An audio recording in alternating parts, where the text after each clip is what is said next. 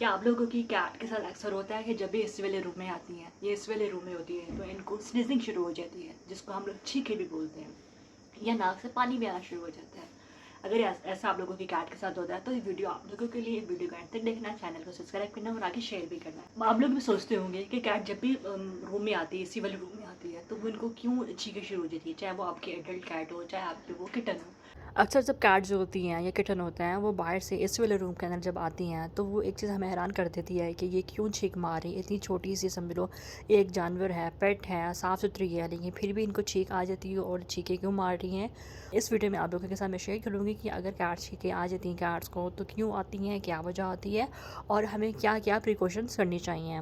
तो आप लोगों ने वीडियो को एंड तक देखना या स्किप नहीं करना। जैसा कि आप लोगों को पता है कि कैट्स होती हैं ना, चाहे वो किटन हो या वो एडल्ट कैट हो, ठीक है, एक सेंसिटिव समझ लो पेट होता है। जब वो गर्मी से सीधा अंदर ठंडे एसी वाले रूम में आते हैं ना, जब मोस्टली होते हैं ना कैट मोटी होती हैं, वो सम टाइम बाहर बैठना पसंद करती हैं, या ग्राउंड में हो जाए या बरामदे में हो जाए, छत पे हो जाए। जब एसी वाले रूम में आती हैं या जब भी हम एसी ऑन करते हैं तो कमरा ठंडा हो जाता है, और कमरा ठंडा होने की वजह से ना जब कैट जैसे ही आती है ना, तो उनमें अक्सर लो हो जाती है, छींकें आना शुरू हो जाती है। एक चीज़ ये है कि टेम्परेचर में अचानक तब्दीली हो जाती है, क्योंकि गर्म से अंदर ठंडक में आती हैं, तो मोस्टली कैट्स को छींकें आ जाती हैं। इसमें लाइक कोई ऐसा ज़्यादा टेंशन वाली बात नहीं है। लेकिन एक चीज़ ये भी है कि जब टेम्परेचर में अचानक तब्दीली उसकी नाक और समझ लो रेस्पिरेटरी सिस्टम जो होता है ना, इस पर असर डलता है, तो मोस्टली कैट्स की जो नोज़ होती है ना, ठीक है, ये नाज़ल होती है, वो इरिटेट करती है और जिसकी वजह से इनको छींक आती है।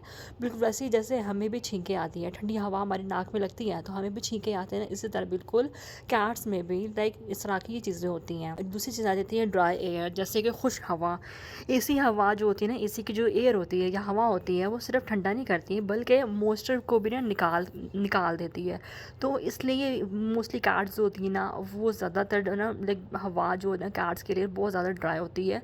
जब हम लोग समझ लो नेज़ल जो उनकी अंदर की जो होती है ना, लाइक नोस्ट्रल कह दो या नेज़ल कह दो, ठीक है, इनकी लाइन ड्राई होती है ना, तो वो इनको भी इरिटेट करती है और इसकी रिज़ल्ट में समझ लो इनको स्नीजिंग शुरू हो जाती है, छींकें शुरू हो जाती हैं। इसलिए एसी की हवा का समझ लो मॉइस्चर जो है ना लेवल भी बहुत इंपॉर्टेंट रखता है।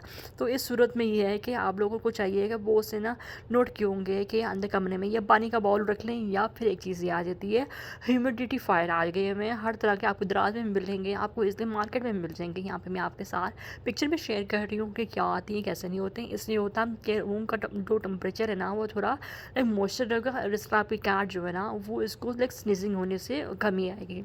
और आप लोगों ने नोट किया होगा, अक्सर हम लोग समझते हैं कि एसी का जो रूम होता है ना, एसी वाला जो रूम होता है ना, वो कमरा समझ लो साफ़ होता है, ठीक है, लेकिन असल में एसी के फ़िल्टर साफ़ नहीं भी हो ना। आप लोगों ने एक चीज़ नोट की होगी, कई दफ़ा हम लोग समझते हैं कि एसी का जो रूम है ना वो साफ़ है, लेकिन असल में ना हम जितनी मर्ज़ी सफाई कर लें, लेकिन मेन जो चीज़ आ जाती है ना, एसी के अंदर के जो फ़िल्टर्स होते हैं, ठीक है, हम इसको लाइक नज़रअंदाज कर देते हैं, और वो अगर साफ़ ना भी हो ना, तो वो डस्ट जो है ना इसमें जमा होती रहती है, और ये समझ लो इनके फिर एक तरह से फंगस इसमें हो जाती है। जैसे गंद अंदर इकट्ठा हो जाएगा फिल्टर्स में, तो वो समझ लो बाहर की तरफ ना ये फेंकना शुरू कर देगा, इसके जितने भी समझ लो डस्ट होती है, जिसकी वजह से ये एक तरह से एलर्जी कह दें इनमें आ सकती है। ये छोटी छोटी चीज़ें ना बिल्ली के लिए ना समझ लो एक एलर्जन बन जाते हैं, और वो छींकें मारना शुरू कर देती है। आप लोगों ने एक चीज़ कोशिश करनी है कि एसी वाले कमरे में ना अगर एयर फ्रेशनर या परफ्यूम्स हैं, ये कोई भी क्लीनिंग स्प्रे है हम यूज़ कर रहे हैं ना, तो उसको कम कर दें।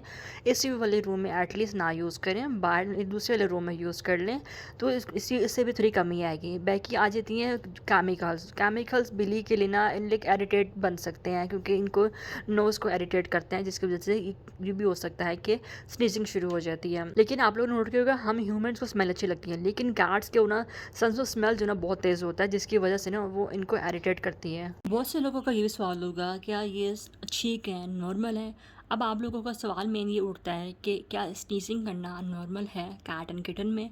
अगर बिल्ली कभी कभी छींके मारे, ठीक है, या उसका बिहेवियर नॉर्मल है, ठीक है, खाना पीना सही खा रही है, ठीक है, खेल रही है, एक्टिव है, ठीक है, तो टेंशन वाली कोई बात नहीं है। लेकिन हाँ, अगर आपकी कैट बार बार छींके मार रही है, या इसकी आंखों में पानी आ रहा है, या फिर इसके नाक से पानी आ रहा है, और वो आपको लेजी लग रही है, तो आपने हो भी सकता है कि ये एलर्जी हो, इन्फेक्शन हो। तो इस सूरत में ना आप लोगों ने ना अपने वेट से ना कंसल्ट करना है। बाकी एक चीज़ आ जाती है, आप लोग लोगों ने क्या करना है, एक प्रिकॉशन समझ लें एक तरह से। अगर आप चाहते हैं कि आपकी बिल्ली जो है ना, आपकी कैट है, किटन है, ठीक है, वो एसी वाले रूम में कंफर्टेबल फील करे, ठीक है, एसी में आराम से सोए, ठीक है, बैठे उठे बैठे, ठीक है। तो आप लोगों ने कुछ चीज़ें हैं जो आप लोग करें ना, इन चीज़ों का ख्याल रखना है। एक तो चीज़ ये है कि आपने रेगुलर ना एसी के फ़िल्टर साफ़ करने हैं। ये नहीं कि आप महीना महीना जाके साफ़ करें, ये चीज़ आप लोगों ने नहीं करनी है। आप लोगों ने कोशिश करनी है हफ्ते में 1 दफ़ा यार, या 15 दिन के बाद एक दफ़ा, हर 15 दिन के बाद आप लोग एसी के फ़िल्टर जो है ना वो लाजमी साफ़ करें, ठीक है। रूम का टेम्परेचर जो है ना वो ग्रेजुअली समझ लो एक तरह से चेंज करें, ठीक है। एकदम गर्मी से सर्दी में मत इसको लेकर आए। दूसरी चीज़ ये है कि ह्यूमिडिटीफायर, जैसे मैं स्टार्टिंग में बताया, ठीक है, आप इसका यूज़ करें अगर हवा ज़्यादा ड्राई है, ठीक है, अगर आपको लगता है। दूसरी चीज़ एक ये भी आ जाती है कि हर किस्म के ना स्प्रे या परफ्यूम फ्रैगरेंस जो होते हैं ना, वो आप लोग ने एसी वाले रूम में इस्तेमाल मत करें। एसी वाले रूम से बाहर जाकर इस्तेमाल करें, क्योंकि वो फिर ना लाइक आपकी कैट को ना वो इरिटेट भी कर सकती है। देखिए आप लोगों ने कोशिश करनी है कि बिल्ली अगर छींक मार रही है ना, अब आप कहिएगा यार हम ह्यूमिडिफायर अफोर्ड नहीं कर सकते हैं, इसकी जगह हम क्या करें क्या ना करें। तो सिर्फ में यार आप पानी के अंदर बॉल रख लो, ठीक है। मोस्टली जैसे हम सर्दियों में भी हीटर चलाते हैं, अंदर एक पानी का कटोला रख लेते हैं, बाउल रख लेते हैं ना, इसी तरह कोई भी आप पानी का बाउल अंदर रख लें, ठीक है। एटलीस्ट ये होगा ना आपकी समझ लो अंदर रूम में ना लाइक नमी रहेगी, ठीक है, ज़्यादा ड्राई नहीं करेगा एसी की हवा जो है। बाकी अगर आप लोग कोशिश करें कि आपका जो एसी का टेम्परेचर जो है ना उसको थोड़ा मॉडरेट रखें, लाइक 24 से 26 के बीच में रखें। अब तो आप लोगों को ये चीज़ें समझ आ गई होंगी, आप लोगों को भी पता चल गया होगा कि यार अगर सिर्फ कैट अगर रूम में है तो इस दौरान आपको स्प्रे डिओड्रेंट चीज़ें यूज़ ना करें। हाँ, अगर आपकी कैट जब रूम में ना हो तब आप इस सूरत में स्प्रे डिओड्रेंट, ठीक है, ये आप लोग चीज़ें यूज़ कर सकते हैं। और कोशिश करें इसके बाद अगर आप लोगों ने रूम में स्प्रे या चीज़ें कर ली हैं तो थोड़ी वेंटिलेशन के लिए ना आप कोई विंडोज़ खोल दें, ताकि विंडो खोल दें, डोर खोल दें, ताकि अंदर जिसकी स्मेल है वो थोड़ी बाहर निकल जाए, हवा के थ्रू बाहर निकल जाए। तो आप लोगों को ये चीज़ें थोड़ी सी बहुत समझ आ भी गई होंगी, और आप लोगों को ये भी पता चल गया होगा कि अगर आप लोगों की फिर भी कैट की इस तरह चीज़ें चल रही हैं तो आप लोगों ने जैसे कंसल्ट करना है अपने वेट से, फ़ौरन कंसल्ट करना है। ये वेट फिर प्रॉपर इनका जो है प्रॉपर एग्जाम करेंगे, इनका टेस्ट करेंगे, फिर से हमें सारा कुछ, फिर इनकी जो भी ट्रीटमेंट चीज़ें होंगी वो भी स्टार्ट की जाएंगी। इंशाल्लाह मिलते हैं नेक्स्ट ब्लॉग में, इसी तरह आप लोगों के लिए वीडियोस टिप्स एंड ट्रिक्स लाते रहेंगे। मिलते हैं इंशाल्लाह नेक्स्ट ब्लॉग में। टिल देन अल्लाह हाफिज़।